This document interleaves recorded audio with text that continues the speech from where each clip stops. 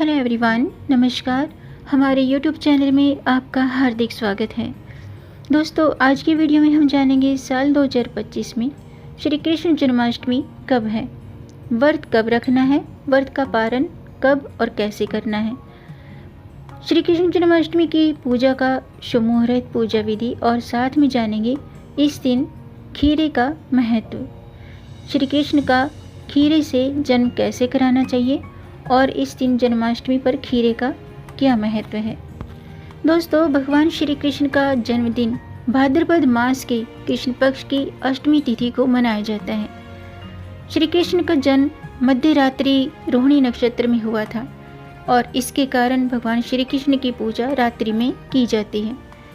इस दिन आधी रात में खीरे के जरिए उनका जन्म कराया जाता है, खासकर डंठल वाले खीरे से। खीरे से भगवान श्री कृष्ण के जन्मदिन का क्या संबंध है, ये पहलू बहुत ही दिलचस्प है। साथ ही खीरे से उसका जन्म कैसे कराया जाता है, उसकी सही प्रक्रिया भी जानना जरूरी है।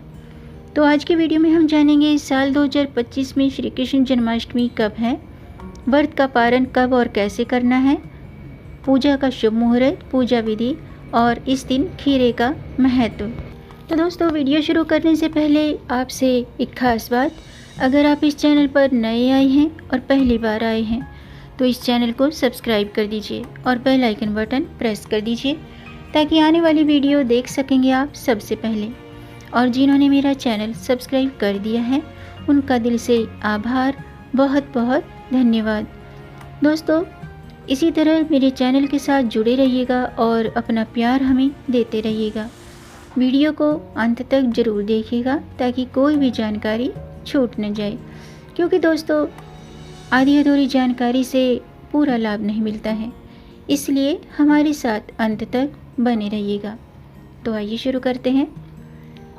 दोस्तों, भगवान श्री कृष्ण का व्रत जो कि भगवान श्री कृष्ण को समर्पित है, श्री कृष्ण जन्माष्टमी का जो पर्व है भगवान श्री कृष्ण के जन्मोत्सव के रूप में मनाया जाता है। पौराणिक मान्यताओं के अनुसार, कथाओं के अनुसार भाद्रपद माह के कृष्ण पक्ष की अष्टमी तिथि को रोहिणी नक्षत्र में और मध्य रात्रि में भगवान श्री कृष्ण का जन्म हुआ था। माना जाता है कि इस दिन व्रत रखकर भगवान श्री कृष्ण की विधि पूर्वक पूजा अर्चना करने से, दान पुण्य करने से मनोकामना पूरी होती है। आइए जानते हैं श्री कृष्ण जन्माष्टमी की तिथि और पूजा का शुभ मुहूर्त क्या है। दोस्तों, साल 2025 में श्री कृष्ण जन्माष्टमी 15 अगस्त को भी मनाई जा रही है और 16 अगस्त को भी मनाई जाएगी। तो जो अष्टमी तिथि है वो 15 अगस्त की रात्रि को 11:49 पर शुरू होगी और 16 अगस्त को रात्रि के 9:34 पर अष्टमी तिथि समाप्त होगी। तो श्री कृष्ण जन्माष्टमी का जो व्रत है वो 16 अगस्त शनिवार को रखा जाएगा। इस दिन रोहिणी नक्षत्र 17 अगस्त प्रातःकाल 4:38 पर शुरू होगा और 18 अगस्त को प्रातःकाल 3:17 पर रोहिणी नक्षत्र समाप्त होगा। निश्चित काल पूजा का समय है 15 अगस्त रात्रि के 12:04 से रात्रि के 12:47 तक और पारण का समय है 16 अगस्त प्रातःकाल 9:34 के बाद और 17 अगस्त को प्रातःकाल 5:51 के बाद। और दही हांडी 16 अगस्त को मनाई जाएगी। आइए जानते हैं श्री कृष्ण जन्माष्टमी की पूजा विधि। दोस्तों, जन्माष्टमी के दिन प्रातःकाल स्नान आदि से निवृत्त होकर शुद्ध वस्त्र धारण करें। इस दिन काले रंग के और सफ़ेद रंग के वस्त्र भूल कर भी न पहने। अगर आप व्रत नहीं भी रखते हैं तो भी इस दिन काले और सफ़ेद रंग के वस्त्र धारण न करें। और व्रत रखते हैं तो इस दिन पीले रंग के, नारंगी रंग के वस्त्र पहनें और व्रत का संकल्प लें। पूजा स्थल पर लड्डू गोपाल की प्रतिमा स्थापित करें। शुभ मुहूर्त में पंचामृत से उनका अभिषेक करें और पूजा में उन्हें उनकी प्रिय चीज़ें अर्पित करें, जैसे कि माखन मिश्री, और माखन मिश्री के साथ साथ धनिया की पंजीरी, पीले फल, पीले फूल और इन चीज़ों को अर्पित करें। भगवान श्री कृष्ण के मंत्रों का जाप करें और आरती करें। भाद्रपद अष्टमी के दिन व्रती को उपवास रखकर नवमी के दिन पारण करना चाहिए। आइए जानते हैं कि इस दिन भगवान श्री कृष्ण का जन्म खीरे से क्यों कराते हैं। दोस्तों, श्री कृष्ण का जन्म डंठल वाले खीरे से इसलिए कराते हैं क्योंकि ये माना जाता है कि जब बच्चे का जन्म होता है तो बच्चे का गर्भनाल जो होता है उसे काट कर माँ के गर्भ से अलग किया जाता है। ठीक उसी प्रकार डंठल वाले खीरे को भगवान श्री कृष्ण का गर्भनाल माना जाता है और खीरे के डंठल को खीरे से काट कर अलग करना, उसे श्री कृष्ण को माँ देवकी से अलग करने की रस्म के तौर पर मनाया जाता है। इस डंठल वाले खीरे को काटने की प्रक्रिया को नाल छेदन के नाम से जाना जाता है। कुछ जगहों पर खीरे को बीच से काटा जाता है और ये जन्म की प्रक्रिया का एक प्रतीकात्मक रूप है जिसे बहुत कम लोग जानते हैं और बहुत श्रद्धा और हर्ष के साथ इस रस्म को निभाते हैं। ये प्रक्रिया रात्रि के 12 बजे की जाती है। कुछ जगह पर भगवान श्री कृष्ण की प्रतिमा स्थापित करने के लिए खीरे से गूदा निकालते हैं।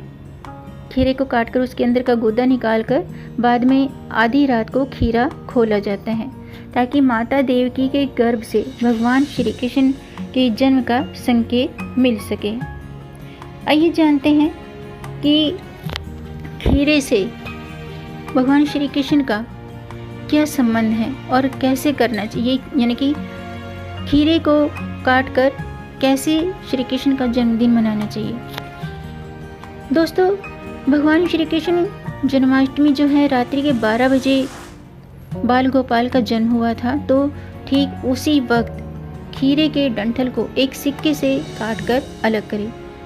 चाकू का यानी कि नाइफ का प्रयोग न करें, इस बात का ध्यान रखिएगा। खीरे के डंठल को एक सिक्के से काटें और बाल गोपाल का जन्म खुशी से मनाएं। इसके बाद शंख बजाकर इस शुभ अवसर पर और भी खुशियां मनाएं, पावन करें। इस विधि से बाल गोपाल की पूजा करें। और डंठल वाला खीरा अगर मिलना मुश्किल है तो इस दिन, यानी कि डंठल वाला खीरा नहीं भी मिलता है तो कई लोग खीरे को बीच से काटकर श्री कृष्ण का जन्म कराते हैं। श्री कृष्ण के जन्म के बाद कई लोग बाल गोपाल को खुले में बिठाकर उन्हें झूला भी झुलाते हैं और प्यार से दुलारते हैं। फिर उन्हें उनकी पसंद का भोग लगाते हैं, जैसे कि माखन मिश्री भगवान श्री कृष्ण को अत्यंत प्रिय है। माखन मिश्री का भोग लगाते हैं। इसके अलावा बाल गोपाल को भोग में पंजीरी और चरणामृत के साथ खीरा जरूर अर्पित करते हैं। आइए जानते हैं श्री कृष्ण जन्माष्टमी के दिन किए जाने वाले उपाय क्या हैं, इस दिन क्या करना चाहिए। दोस्तों, भगवान श्री कृष्ण जन्माष्टमी के दिन संभव हो तो व्रत जरूर रखें। और इस दिन वैसे तो ये व्रत निर्जला किया जाता है, लेकिन अपने स्वास्थ्य को देखते हुए आप ये फलाहार भी व्रत रख सकते हैं। भगवान श्री कृष्ण की इस दिन विधि पूर्वक पूजा करना शुभ होता है। आज के दिन लड्डू गोपाल को माखन मिश्री का भोग लगाएं, उसमें तुलसी दल जरूर अर्पित करें। इस दिन अन्न, वस्त्र, माखन और मोरपंख, कामधेनु, गाय की प्रतिमा, मुरली, इन चीज़ों का दान करना शुभ माना जाता है। इसके अलावा जन्माष्टमी पर भगवान श्री कृष्ण का शंख से अभिषेक करना शुभ होता है। तो दोस्तों, आज के वीडियो में हमने जाना श्री कृष्ण जन्माष्टमी कब है, पूजा का शुभ मुहूर्त और इस दिन खीरे से भगवान श्री कृष्ण का जन्म कैसे कराएं, खीरे का महत्व। तो उम्मीद है आपको ये जानकारी पसंद आई होगी। अगर आपको ये जानकारी अच्छी लगी हो तो आप इसे लाइक कर सकते हैं और इस जानकारी को आगे बढ़ाकर अपनी फैमिली में, अपने फ्रेंड्स में ज़्यादा से ज़्यादा शेयर कर दीजिए ताकि औरों को भी इससे लाभ प्राप्त हो। और अगर आपका कोई प्रश्न है या कोई सुझाव है तो कमेंट बॉक्स में ज़रूर लिखिएगा और मेरे चैनल को सब्सक्राइब ज़रूर कीजिएगा ताकि आने वाले वीडियो देख सकेंगे आप सबसे पहले। वीडियो को अंत तक ज़रूर देखिएगा और अगर आपका कोई प्रश्न है या कोई सुझाव है तो कमेंट बॉक्स में ज़रूर लिखिएगा। मिलेंगे नई जानकारी के साथ, तब तक आप खुश रहें, स्वस्थ रहें, अपना ख्याल रखें और अपनों का भी ख्याल रखिएगा। जय श्री कृष्ण हरे, जय श्री हरे, हर हर महादेव।